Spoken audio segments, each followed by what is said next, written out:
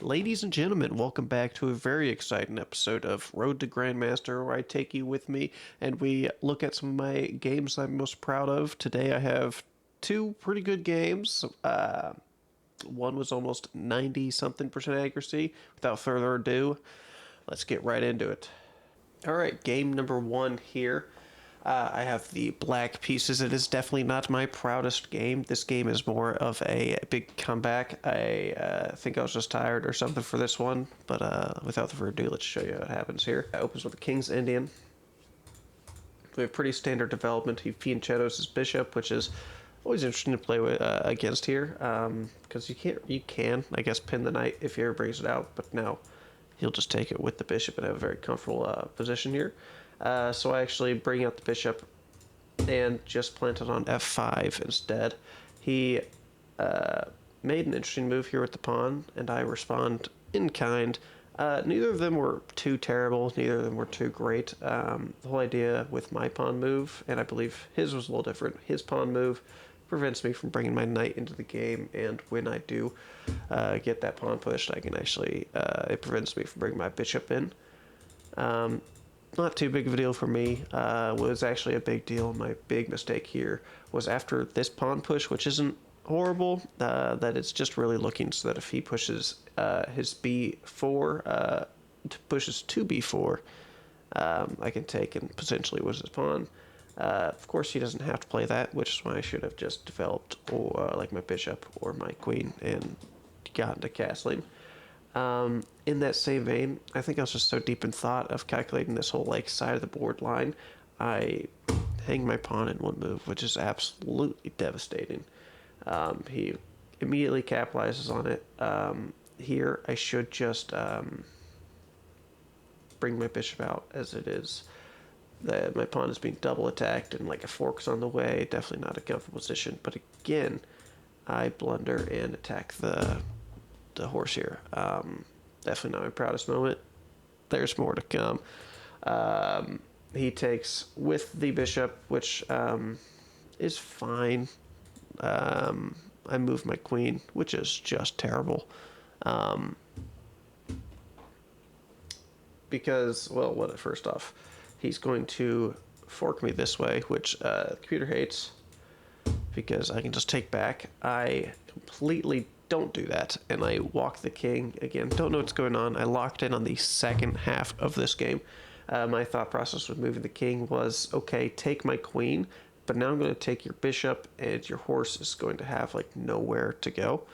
And that's exactly what happens. So now we're into like the middle game. He's the middle game. I'm like the end game, right? I'm down a whole queen, and he's up 5 whole points of material and up a few seconds on time. Actually, not that big. Here, he's up a lot on the whole minute. I bring my knight back in. He pushes his pawn, trying to open the center. I attack his queen. Now, here he starts making not the worst moves in the world, but moves that can be easily countered with like just developing moves. So I attack his queen, and then he moves, and then I believe oh yeah, that's right. I'm just completely shutting down this side of the board. He opens a little too late. I just take back. Who cares? Then I double my rooks. Obviously, now I'm actually like the elo. Of course, the computer would completely cream me, but in this type of position, it is very difficult for the white pieces here to break through because I again have doubled rooks. I'm actually looking heavily at just planting this pawn on a4 and just like saying, beat me, like win the game now. This pawn's always under attack, so if you move your knight anywhere, that's just a free pawn. It's like everything's defended for white, but it's like it can't move. He can't do much. I would obviously be thinking about pushing this pawn, just slow development. He has to think about this pawn that's hanging, which obviously just it's not actually hanging. Too bad, but just defend it. One move defend should be easy. He actually makes another mistake here. Like I said, he just makes these small mistakes that really add up late game. And like I said, I plant my pawn there. Now here he does end up moving the rook, which again leaves this pawn hanging. I don't take it because I'm more worried about trading down at all when I'm down this much. He takes, obviously, again, trading down at all is going to benefit him. Now he comes back to defend this middle pawn. Interestingly enough, I was really worried about this fork. I should just play like this and prevent the pawn from moving at all. Instead, I actually bring the rook into the game. Again, not the worst move, definitely not the best. Like I said, should have just brought the bishop over and prevented from doing anything. Whatever. I unpin myself from this queen. It was very scary for sure. I was thinking like he's just going to not double there, but like double, and then there's nothing I can do. I can't even defend this way, so I got out of the way. Now, here's a very important move. What would you guys play? Any takers? That's right. We're sacrificing the rook. I was very proud of this move. Very, very happy with this one. It's really where the game starts to turn around. He, of course, takes back, but if you didn't notice with that move, I just get his rook back as well. So I get his rook, or his rook and his horse for my rook, which was very nice. Slowly starting to turn things around. Again, the computer says it's completely winning for white, but now he's only really up 2 points of material, right? And on top of that, he has the rook and a queen for my rook, bishop pair, and horse.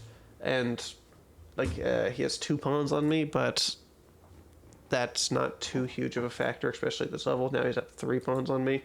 I just defend. Obviously, I don't want to lose more pawns, making it easier on him. He only has like 1 real pass pawn here, which I just have everything really in front of to defend. He attacks my horse, which is a double attack. Just move him out the way. Checks me here. This is where a lot of his advantage leaves. I believe it wants me to take my bishop all the way back to defend. I just push my pawn. I think that was fine as well. He ends up going to attack my h-pawn here, which the computer does not love because it doesn't want him to take it at all, because I don't think the computer cares about that pawn at all. It doesn't see it relevant to the story here. I take his pawn. He left that one hanging. Might as well take it. Now I'm throwing like everything I have into this pawn promoting, really, is what my thought process was at the time. I'm like, if I can just kind of hold everything together and just like slowly work this pawn forward, I'm going to have a real shot at winning this game. He takes the h-pawn. Again, the computer hates it, but again, it's the computer. He's still up, and he's up 3 points of material. Like, I can't see that's even. He can't. And it's going to be some weird line for it to be even. I, of course, don't see that. I really should have just taken this pawn. Like I was saying, I was throwing everything into the basket there. It just slipped my attention. I have 2 minutes on the clock. That I made this move in 8 seconds. He pushes his pawn again. I should just take this pawn.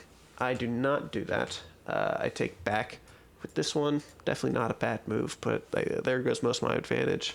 And now it's just, again, we're just playing chess here. It's become less of him trying to beat me and more him trying to hold on at this point. And that fianchettoed bishop that he traded for is really getting hammered down, so he's always having to protect his back rank from mate. It's definitely not a pleasant position. Bigger mistake. Again, I should just be taking the bishop. I do not do that. I plant my bishop on the outpost here, and he hangs his queen in 1 move, which he then resigns from.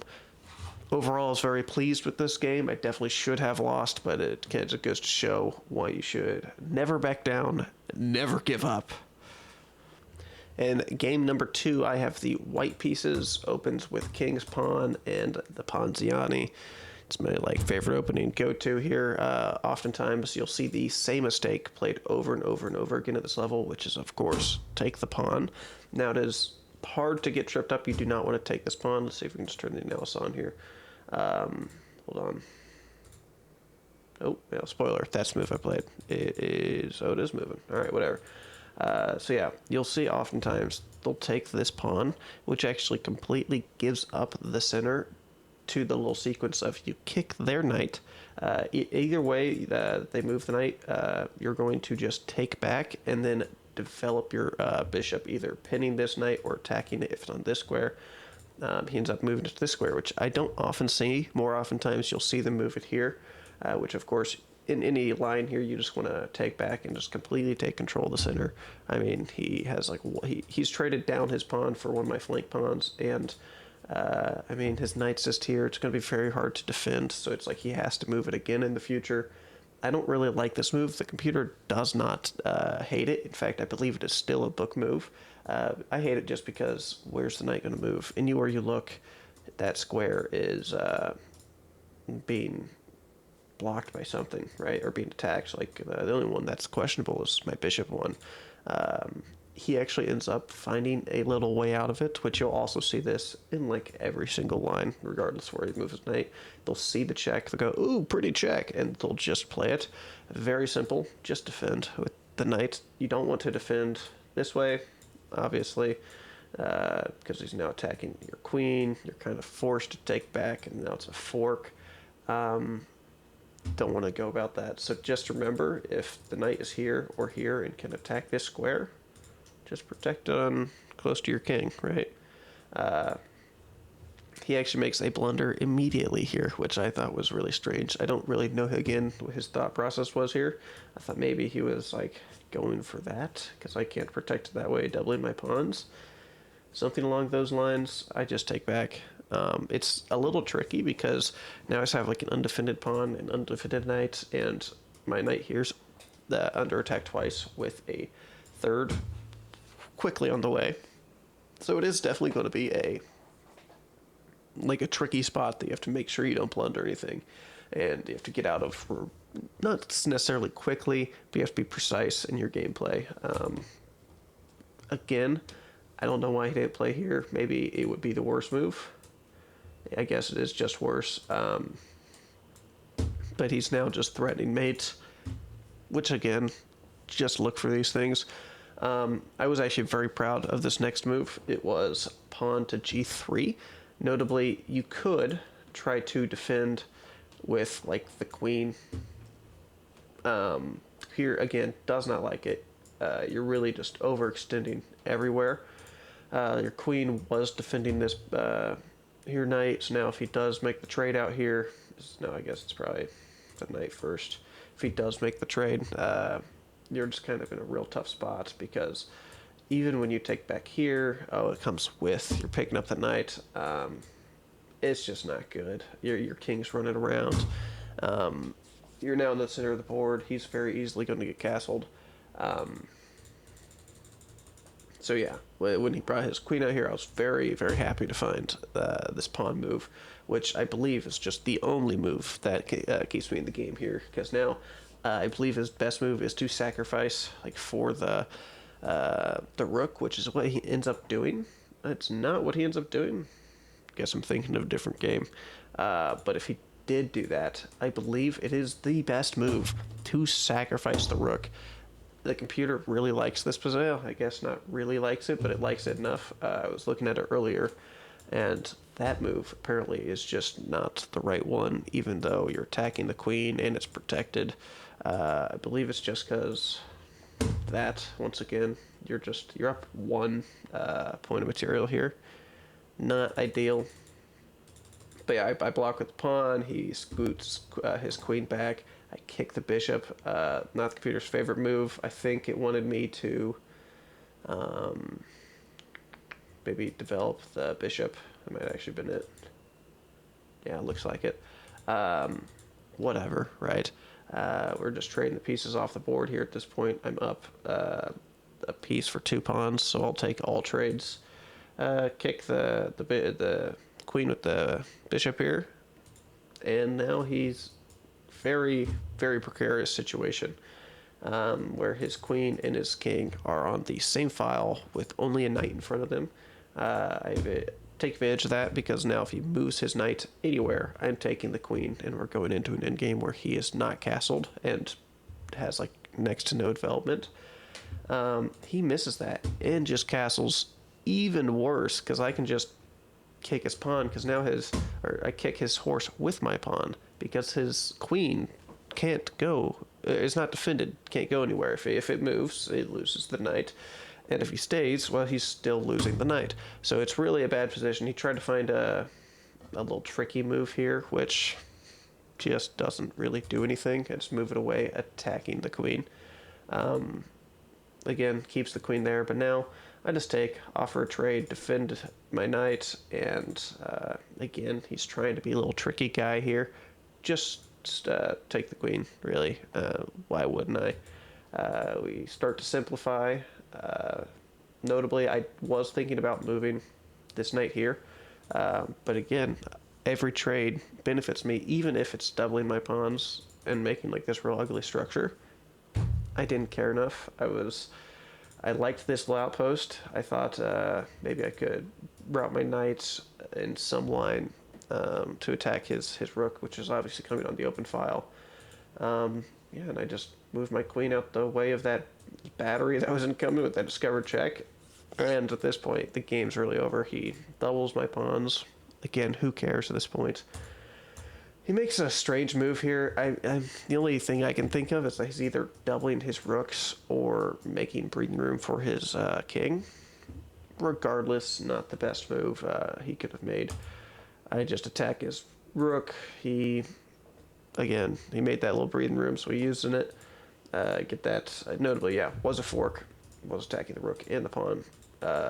Attacks my bishop, which I see this often at this level. They'll just like make a one move attack and okay, like who cares, right? It's just defended by a pawn. I mean, sure, he could kick me, but again, we're so late into this game. If I just move my bishop almost anywhere, I'm still winning. I feel like here, even if I brought it back and started like laser down like his last remaining pawn chain, blocking this pawn from moving and attacking that these two, so it's just not ideal for him. Where were we? Right. I actually find a nice little move here, I guess. I forgot about this one. I just attack his next rook. I say, go for it. Take my rook, right? Who cares? I'll take yours. Or not take my rook. Take my bishop. I'll take your rook. He doesn't fall for it. Now I defend with the pawn. He's notably attacking this was kind of a neat move by him. If he wasn't losing so bad, that was actually quite a good move, because he's simultaneously attacking two of my pieces here. Who cares? Centralize my rook, give him a check, and the game's like all but over at this point. I mean, there's not much you can do. Double my rooks always. If you can, you should. Tries to kick my bishop. Just check him. Now we're trading off his last like remaining good pieces. Quick trades, and then yeah, now I'm attacking his rook, and he has to move it. Now I'm moving towards his rook, and now he's in such a tough spot. This pawn is pinned. This is coming if I ever get there. If I get like something like this. I actually end up bringing it back to hit him on this diagonal, the same diagonal, different square. Check. I just move. Now I'm checking it back. Then we just gobble a couple pawns. He makes the mistake here of moving there. I immediately capitalize. His king can no longer even leave the H file. He's in a very, very tough spot. Check. I block. Notably, I can block. Typically, you don't want to do this because if your pawn is not here, that is just a free rook that I wouldn't be able to take back. In this instance, it could, which is very nice. Pick out the last remaining pawn. Now I'm just pushing for promotion, and his pawns can't do anything. Anyway he pushes, I'm just going to take. Even if he pushes like this way and leaves this pawn open, he's now going to have to like move his king twice to get out of the way here. My pawn's just going to be too fast, and no, classic. Ultimately, he gives up. So, very exciting game. I was very proud of both of these games, really. The first game, definitely not my best opening by any means whatsoever. But I had a very good comeback, stayed in the game, didn't make any huge major mistakes, and let my opponents crack under pressure. And big rook sacrifice. And then this game, it was just like flawless, just about. If we look here at the the accuracy rating. It's going to say some, here we go, 91.1%. If we move that down. So, very proud. Said I played like a 1700, so can't complain about that. That's for sure. On a side note, I actually hit this today as well. No, why is it doing this? Well, I have a little tangent. One second. I hit a new highest, 1880. If you can see that on puzzles. Here, we can go full screen. One second. 1830 current, all-time 1880, which I think puts me in the top, like, 450,000 in the world. Hey. Oh, very good day today. But I guess that's all I've really got for you today. I really appreciate you guys coming out and joining me, and I will see you in the next one. Bye-bye.